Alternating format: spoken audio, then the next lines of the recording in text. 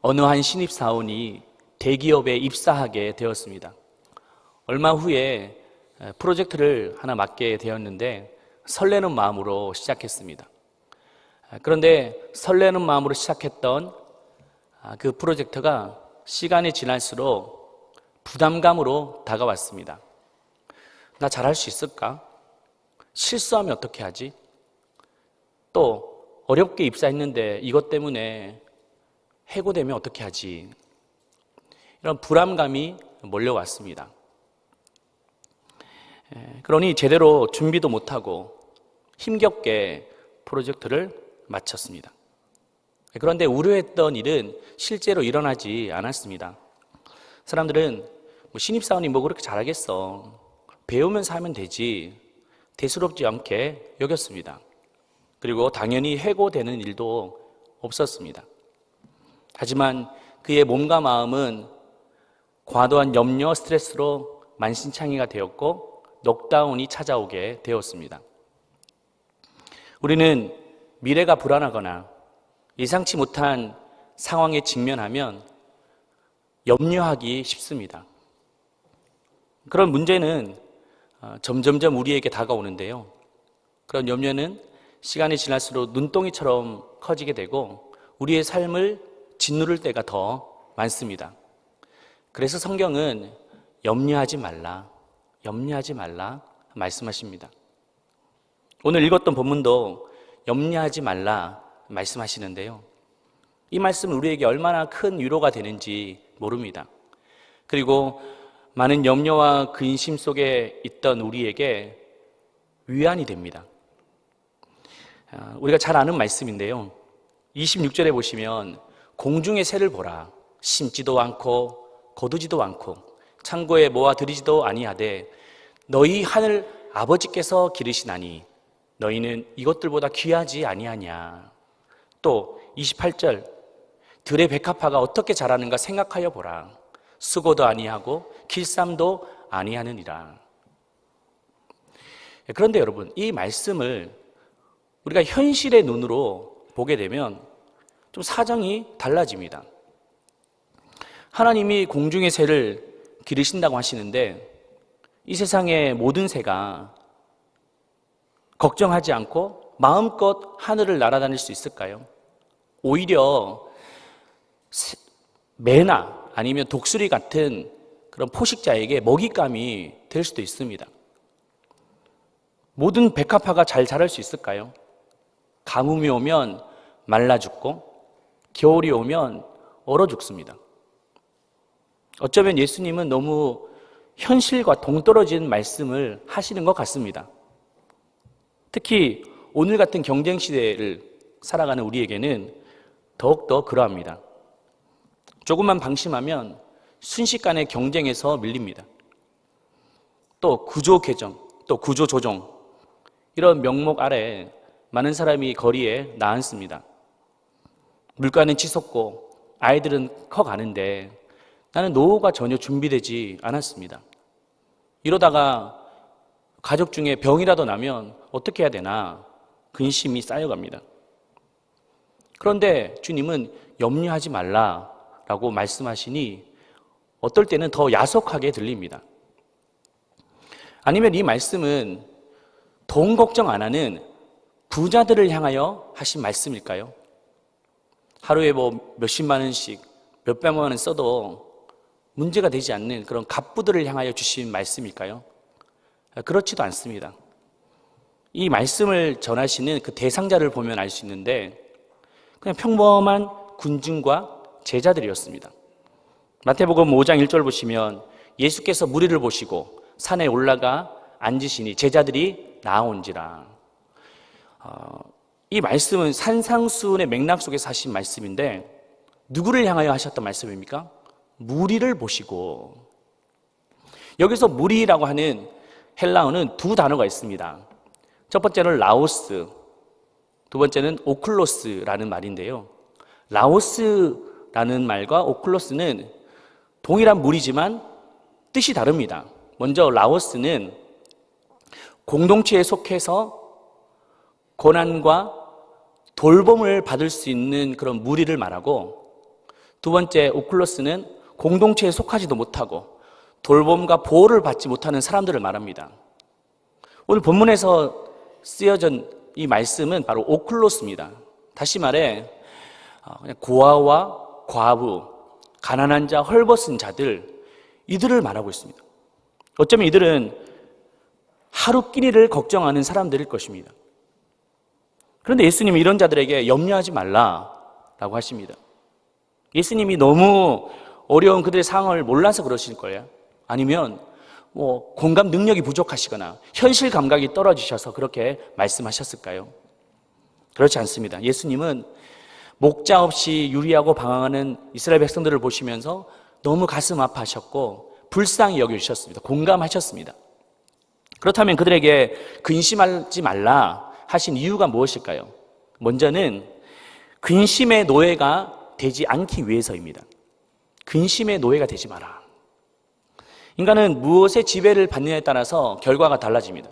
긍정의 지배를 받으면 긍정의 열매를 맺게 되고, 부정적인 생각에 지배를 받게 되면 부정의 열매를 맺게 됩니다.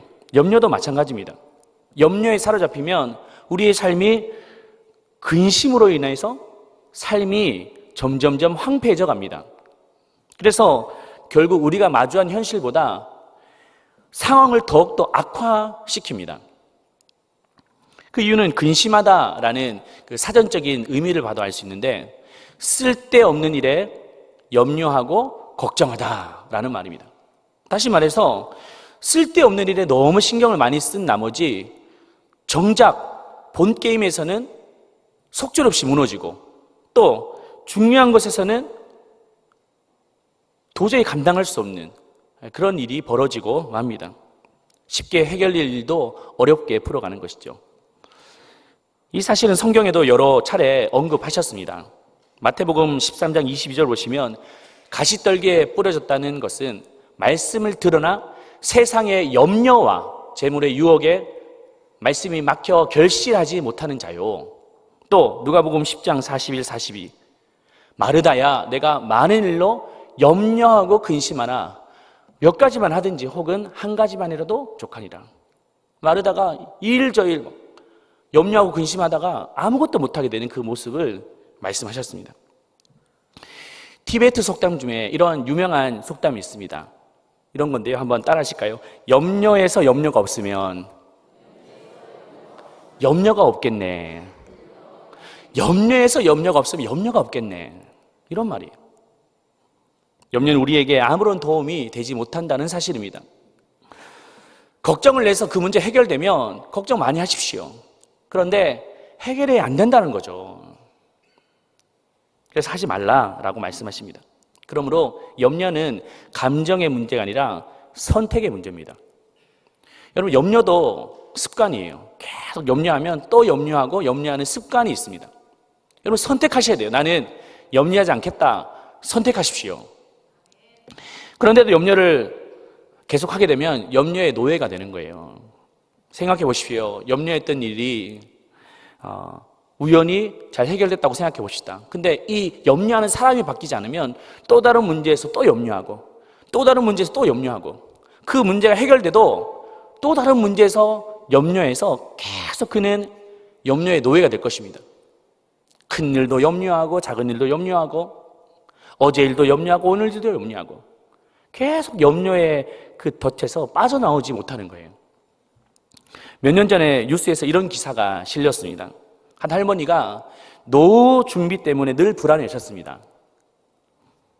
이분은 이 불안감이 너무 심해서 돈을 은행에도 맡기지 못했어요. 그래서 열심히 돈을 벌면 항상 자신의 그 침상 밑에 그 장판에다가 그렇게 숨겨놨다고 합니다. 사람들은 그렇게 해서 뭐 하겠냐고, 좀 베풀고 나누고 즐기며 살아라, 그렇게 말했습니다. 근데 그 말을 들을수록 오히려 더 불안한 마음이 쌓여갖고 더 꼭꼭 그 장판 밑에다가 숨겼답니다.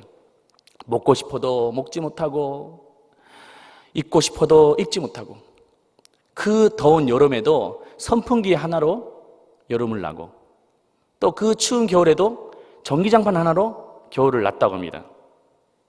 그러던 어느 날 일이 터지고 말았습니다. 할머니가 그만 이 전기장판을 끄지 않고 외출하다가 과열로 결국에 불이 나고 만 거예요. 불이 순식간에 온 집안을 덮었습니다. 그리고 그 장판 밑에 있는 그 돈도 홀라당 다 태워버린 거예요. 그 말을 듣는데 얼마나 참 속상하든지 얼마나 고생해서 보셨겠습니까? 마치 우리의 삶도 이렇지 않습니까? 지나친 염려 때문에 인정을 잃습니다. 또 지나친 염려 때문에 행복을 잃습니다. 심지어 신앙까지 잃고 있지는 않습니까? 여러분, 근심의 노예가 되지 말고 평화의 왕이신 우리 주님의 손에 붙들리시기를 축복합니다. 두 번째는 고아가 아니라 자녀이기 때문입니다. 32절 말씀을 우리 같이 한번 읽어보겠습니다. 이는 다 이방인들이 구하는 것이라 너희 하늘 아버지께서 이 모든 것이 너희에게 있어야 할 줄을 아시느니라. 주님이 염려하지 말라라고 하신 이유는 분명합니다. 너희들은 이방인이 아니다라는 거예요. 당시 이방인들은 다신론, 이런 종교 다원주의처럼 수많은 우상들을 섬겼습니다. 특별히 로마와 그리스 그 신화에 있는 그 신, 제우스, 아프로디테, 포세이돈 이런 신을 섬겼는데 이런 신들은 다 주술적인 그런 신앙이 있습니다. 그래서 그들의 기도의 방법은 주문을 외우는 거예요. 주절 주문을 외워서 그 신에게 반복해서 기도해야지만 그 신이 듣는다라는 의식을 가지고 있었습니다. 그래서 예수님도 마태복음 6장에 보시면 너희들은 이방인들처럼 중언부언하지 말라라고 하셨던 것, 이 기도를 지적하신 거예요. 또 이방인의 기도는 자극적인 기도입니다. 이들은 신의 계시가 점성술, 주술, 예언 같은 신비로운 어떤 방법으로 임한다고 생각합니다. 이런 방법으로 막 기도 열심히 했는데 뭔가 응답이 없으면 더 자극하는 거예요. 마치 몸에 자해를 하는 거죠. 그러면 그 신이 자극을 받아서 듣는다라고 생각했던 겁니다. 엘리야 시대 때 바알 선지자, 아세라 선지자가 그들의 신에게 막 절하고 기도하지 않습니까? 근데 아무런 응답이 없었어요. 그러니 그 거짓 선지자들이 몸에 막 자해를 하면서 응답해 달라고 요구하고 있습니다. 한번 생각해 보십시오. 신이 어떤 기계적인 주문을 외울 때 자극적인 기도를 할 때 들어준다라고 한다면 인격이 없습니다. 스스로 가짜라는 것을 증명하는 거예요. 그들에게는 오직 신앙에는 두려움밖에 없습니다. 하지만 하나님의 백성에게는 두려움이 없습니다. 그 이유가 무엇일까요? 32절 후반절에 보시면 이렇게 말씀하고 있습니다. 너희 하늘 아버지께서 이 모든 것이 너희에게 있어야 할 줄을 아시느니라. 하나님이 어떤 분이시라고요? 하늘 아버지. 저기 하늘에 계셔서 우리에게 관심도 없고 멀리 떨어져 있는 비인격적인 그런 하나님이 아니라 우리의 아버지 되신다라고 말씀하십니다. 그래서 우리는 언제든지 아버지께 나가서 구할 수 있는 거예요. 이것이 바로 자녀됨의 특권입니다. 저는 이 사실을 저희 집 셋째 아들 은규를 통해서 좀 보게 되었는데, 저희 그 자녀가 셋이지 않습니까? 막내 그 은규가 어릴 때부터 유별났습니다. 뭐 이렇게 갖고 싶은 게 있으면 꼭 얻을 때까지 졸라대는 거예요. 그러면 막 또 사주고 또 사주고. 근데 점점 커가는데 어떻게 다 해줄 수 있겠습니까? 뭐 돈도 없고 형편도 안 되고. 근데 계속 요구하는 거예요. 한 번은 7살쯤 됐습니다. 그래서 뭐 이거 사달라 저거 사달라 하는 겁니다. 그래서 아빠 돈 없다 이렇게 얘기를 했죠. 근데 얘가 하는 말이 지갑 보재요. 지갑을 이렇게 보여줬습니다. 돈이 없었어요.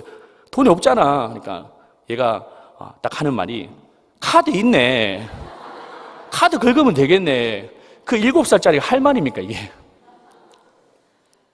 근데 제가 그걸 보면서 한편으로는 어이가 없지만 또 한편으로는 그래 얘가 누구한테 가서 도와달라고 말할 수 있겠나.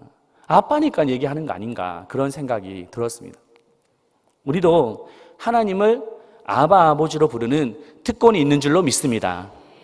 그래서 언제든지 잘못된 것이 있으면 잘못을 구하고 용서를 받을 수 있어요. 직접 우리가 천주교처럼 잘못을 하면 신부님에게 가서 고해성사를 할 필요 없습니다. 하나님은 우리 아버지 되십니다. 그래서 우리가 잘못을 하면 하나님께 나가 직접 기도하고 용서를 받는 거예요. 또 우리에게 많은 필요와 어려움이 있지 않습니까? 그러면 직접 하나님께 나아가서 기도하는 거예요. 그러면 하나님께서 우리의 기도를 들어주십니다. 왜죠? 하나님 우리의 필요를 잘 아시기 때문입니다. 얼마 전에 우리 성도님 중에 연세가 많으신 분이신데 공원에서 그만 넘어져서 한쪽 팔을 그만 부러지고 만 겁니다. 저도 급하게 병원에 가서 상황을 좀 보고 어떠신가 찾아갔습니다. 그래서 기도해드리고 빨리 회복되도록 그렇게 저 옆에서 좀 도와드렸는데 그 성도님이 하시는 말씀이 그래 기도도 참 고마운데 걱정되는 게 이 병원비가 걱정된다는 거예요. 연세가 많으셔서 보험도 잘 못 드셨고 또 병원비가 만만치 않은 겁니다. 그래서 제가 그래 우리 성도님 회복되도록 기도하고 빨리 또 병원비도 잘 마련되도록 기도하겠습니다. 같이 기도합시다 라고 했어요. 그리고 난 뒤에 며칠 뒤에 목사님 전화가 온 거예요. 그러면서 하시는 말씀이 병원비 다 마련됐다고 하는 겁니다. 어떻게 됐냐고 물어보니까 이게 공원에서 넘어지셨다 보니까 공공시설에 포함되어 있어서 구청에서도 나오고 또 시청에서 나와가지고 병원비를 다 마련했다는 거예요. 근데 그것도 감사한데 알고 보니까 그 병원에 저에게 집사님 한 분이 계셨어요. 제가 나오면서 전화를 드려서 우리 성도님이 입원하고 계신데 좀 특별히 간호를 좀 부탁한다고 하고 이렇게 나왔습니다. 근데 그분이 그 말을 듣고 퇴원할 때 기록해놨다가 지인 할인, 엄마 찬스 이런 거 말고 지인 할인 해가지고 할인까지 주신 거예요. 제가 그걸 보는데 하나님께서 우리가 필요한 것이 뭔지 다 아시구나. 하나님 우리의 아버지가 되시구나 라고 느꼈습니다. 하나님은 우리의 머리털도 세신바 된다고 하셨습니다. 그래서 우리가 뭐가 필요한지 다 아는 거예요. 우리는 하나님께 구하는 겁니다. 우리 모두가 이 두려움을 벗어버리고 전능하신 하나님의 큰 손에 붙들리시기를 주님의 이름으로 축복합니다. 마지막은 내일은 내일이 아니기 때문입니다. 내일 일은 내일이 아니에요. 34절 말씀해 보시면 같이 읽겠습니다. 그러므로 내일 일을 위하여 염려하지 말라. 내일 일은 내일이 염려할 것이요 한날의 괴로움은 그날로 족하니라. 이게 내일 일은 내일이 아니다. 이게 마치 언어 플레이 같지만 성경의 진리입니다.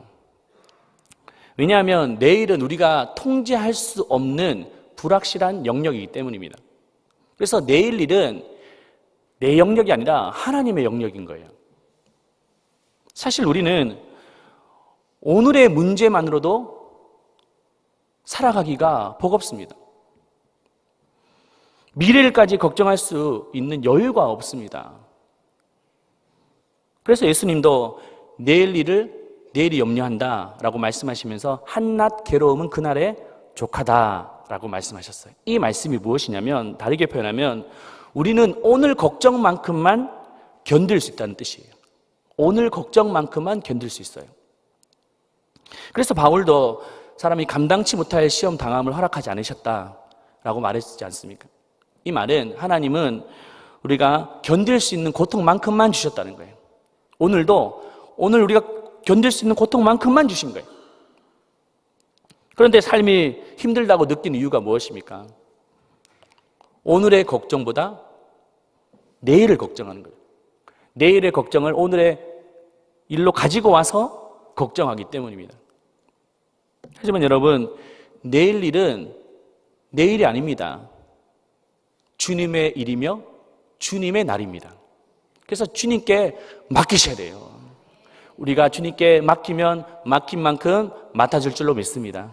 하나님이 제한적인 하나님이시다가 아니라 우리의 믿음을 보시는 거예요. 네가 얼마만큼 주님께 맡기고 있느냐, 너의 인생을 맡기고 있느냐, 너의 삶을 맡기고 있느냐, 너의 자녀들을 맡기고 있느냐. 주님께 맡길 때 그래, 내가 맡아주겠다 하시는 분이신 거예요.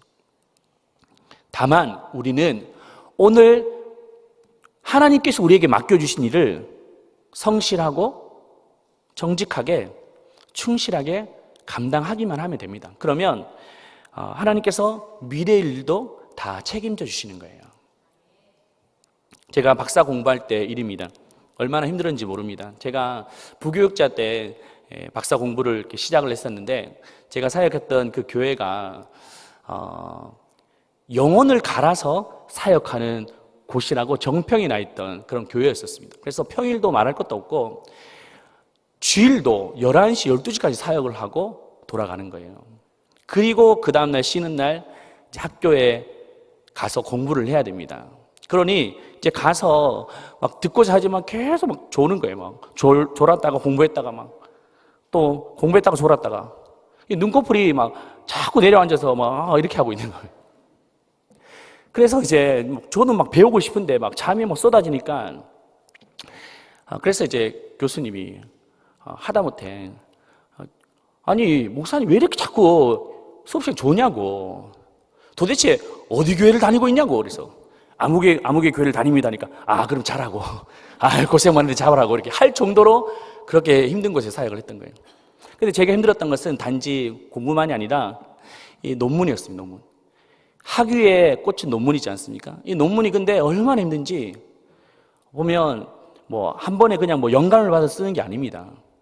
개요를 짜야 되고 또 자료를 모아야 되고, 그리고 또 논리를 전개해 가는 것이 시간이 많이 걸리는 거예요. 그러다가 제가 이제 삼은대길교회에 부임하게 된 겁니다. 근데 와서 이제 보니까 더 바쁜 거예요, 이게. 만나야 될 사람들도 많고 해야 될 일도 많고 뭐 여러 가지를 하니까 도저히 공부할 수 있는, 논문을 쓸 수 있는 시간이 없었어요. 근데 시간이 이제 한 학기 한 학기 가는데 동기들은 다 졸업을 하고 나는 자꾸 뒤처지는 것 같고 막 이런 마음이 들었어요. 동기들이 전화 와서 홍 목사 이제 논문 써야지. 교수님도 전화 오셔서 홍 목사님 이제 논문 쓰셔야죠. 그렇게 하는데 저는 엄두가 나지 않는 거예요. 도저히 내가 지금 감당하는 것도 힘든데 무슨 논문이냐고. 근데 그분들이 그때마다 하시는 말씀이, 논문은 포기하지 않으면 반드시 쓰게 돼 있다라고 얘기를 하는 겁니다. 그 말을 딱 듣고 내가 지금 힘들지만 그래, 포기하지는 말자. 그래서 그 바쁜 와중에도 그 쉬는 날 교수님 찾아뵙고 도와달라 하고 좀 수정해달라 하고 지도해달라고 하고, 또 중요한 것은 내게 지금 맡겨준 분량만 내가 다 하겠다. 오늘 내가 이게 맡겨지면 이걸 내가 끝내겠다. 미래에 뭐 논문이 된다 안 된다 생각도 안 했어요. 그냥 내가 지금 맡은 요거 내가 성실히 하겠다. 또 그 다음 날 또 내가 그 맡겨준 그 분명한 그 분량을 내가 하겠다라고 하는데, 시간이 지나니까 그래서 한 3년 만에 논문을 완성하게 된 거예요. 제가 여러분 머리가 나쁘잖아요. 제가 뭔가 능력이 있어서 똑똑해서 이게 쓴 게 아니라 그냥 나는 미래 생각하지 않고 그냥 오늘 내게 맡겨주신 거 최선을 다하겠다. 내가 써보겠다. 또 쓰고 또 다음날 내게 맡겨주신 그 분량 꼭 막 쓰겠다라고 하니까 하나님께서 그렇게 허락해 주시는 거예요. 여러분, 이런 원리는 우리의 삶에도 똑같습니다. 내일 우리가 어떻게 살까 생각하면 오늘을 버틸 수 있는 힘이 없는 거예요. 오늘만 우리가 잘 살아보겠다라고 하는 그 마음으로 살다 보면 그게 쌓인다고 생각해 보십시오. 그러면 예상외로 우리의 삶은 가벼워집니다. 정말 사랑할 수 없는 그 사람을 내가 오늘만 정말 사랑해 보겠다. 또 내가 오늘만 절대 화를 내지 않겠다. 그렇게 살아가는 거예요.